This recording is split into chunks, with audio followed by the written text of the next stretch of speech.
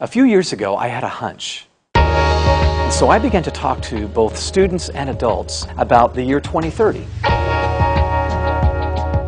I wanted to catch a glimpse of what they both saw coming down the pike over the next 20 years if we didn't change the way we lived and led this emerging generation. My greatest fear for this generation is that they won't be prepared for how competitive this world is going to be. My goodness, I talked to parents, coaches, employers, headmasters, deans, principals, and then I talked to thousands of students via Facebook, blog, Twitter, and email. There's a real sense of urgency that all of us as parents need to grasp. I'm worried, and you should be too. Nearly everyone has heard about Generation Y. They're the most studied generation in American history. I'd like to introduce you to Generation IY, the second half of this emerging generation. The kids born since 1990. And I call them IY because of the impact of the I world, the internet world. They've literally grown up online. And for many of them, life is pretty much about I. They're a much more self-absorbed batch of kids than their earlier counterparts. What I've experienced not only as a principal and as a teacher myself is that it seems that over the last 4 or 5 years, students are wanting to take less and less responsibility, not only for their actions, but for their education as well. A distressing decline in the area of intellectual curiosity.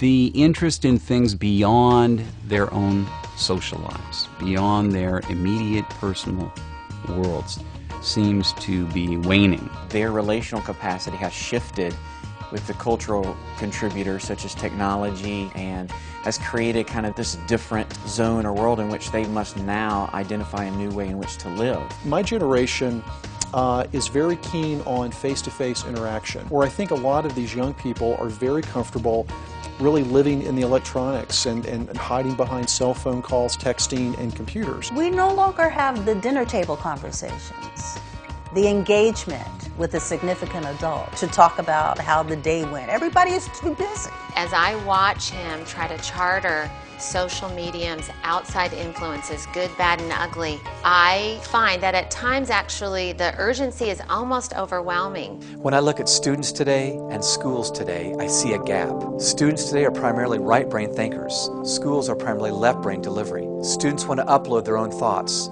Schools insist on downloading information. And this chasm has led to a disconnect between adults and this emerging generation of kids. So it's a dilemma when you see young people trying to live in a world that's so fast-paced and they don't really have the mechanisms to keep up. I see a lot of kids, young people, who are not prepared to really thrive in the real world. In fact, it's just more about the next activity, the next thing to buy, the pressure of college, the pressure of high school, the grades. I think this book is long overdue. We know a lot about boomers, we know about millennials, but we don't know that much about the IY generation.